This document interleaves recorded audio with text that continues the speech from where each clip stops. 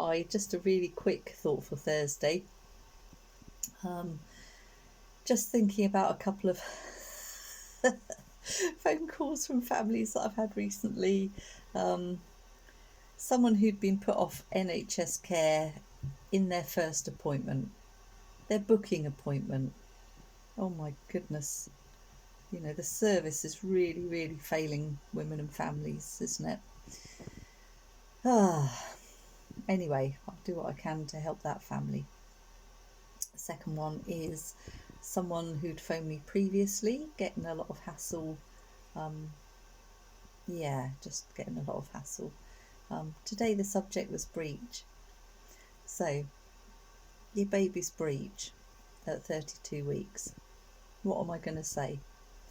I'm going to say a lot of babies are breech at this point in pregnancy. Doesn't really matter unless you go into labour.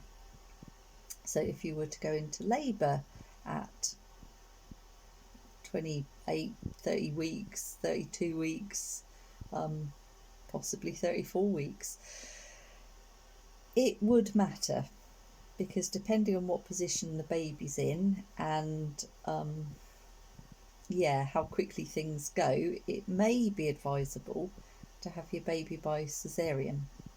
The jury is still out on preterm breech birth, but it's a very complex subject. If you get to term and your baby is still breech, then you should be given the option of a vaginal breech birth, trying to turn the baby, which is called external cephalic version, or a caesarean. Now, in between those two times, in between, early third trimester and the end of pregnancy, let's say 37 to 42 plus weeks, there is a lot of time in which your baby can turn spontaneously, and the vast majority do. So, why are we saying to women and people who are pregnant, this is dreadful, if you go into labour you have to have a caesarean? What good is that going to do the woman, person or their baby, other than frighten them unnecessarily? Why are we doing this? Why do that? Just don't do that. Don't do it. Point them in the direction. Breech is such a huge subject. Point them in the direction of where they can get more information to help them make decisions. So we have, I always forget what they're called, Breech Without Borders. We have the Spinning Babies website. We have the Breech Birth Network, particularly for midwives who want to know more information. We have the Royal College of Obstetricians and Gynecologists Green Top Guidelines. We have all sorts of other places we can direct people to so that they can get more information if it's needed.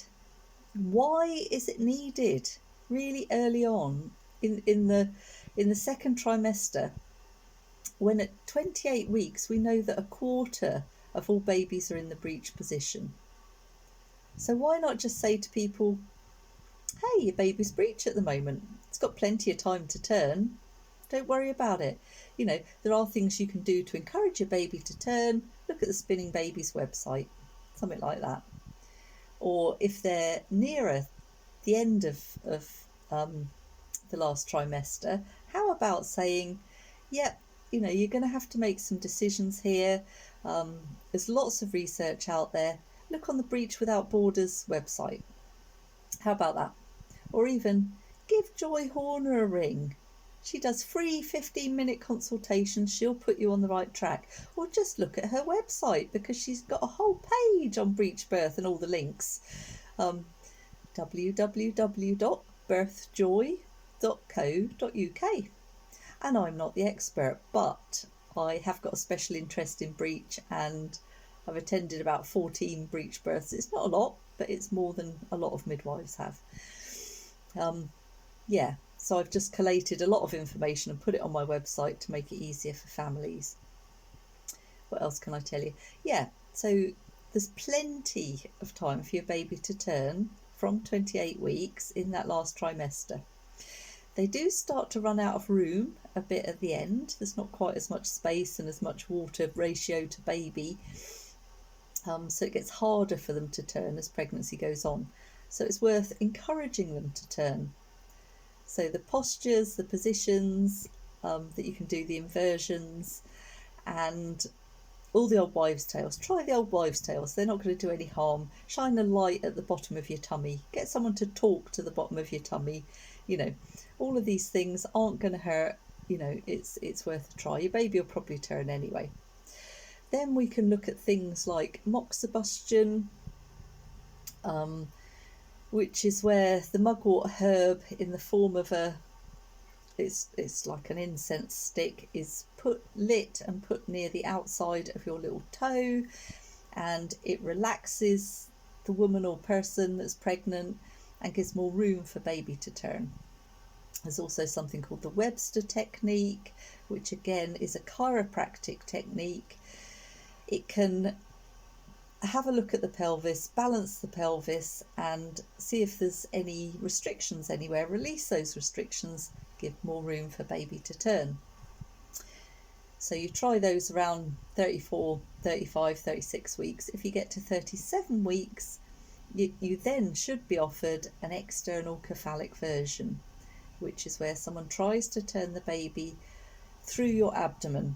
So they're pressing really hard on your abdomen and on the uterus to get baby to turn. Hopefully try and get them to do a somersault, but they're pushing them around, and it's done in hospital, often by doctors. Some midwives are trained to do it in specialist units, and it's definitely worth a try if you're not going to opt for caesarean, because healthcare professionals worry a whole lot less about head down babies than they do about breech babies. So if we can get a baby to turn head down, it will mean that your healthcare provider is a bit more relaxed at your birth, because breech birth's a complex subject, and breech babies don't always have good outcomes compared to head down babies. But at term, it's very little to do with how they are born, whether they're born by caesarean or vaginally. Doesn't affect the long-term outcomes for the babies too much, as far as we know from the research we've got so far. Short-term outcomes, your baby might be a bit slow to breathe to start with. That's the most common. I think that's it in a nutshell, but that's my wisdom about breech birth today. So please look at my website, birthjoy.co.uk, and search breech, and you'll see my little précis, a little bit about breech, a little bit about what you can do, some really nice breech videos and stories, and get back to me if you need to. Okay, bye.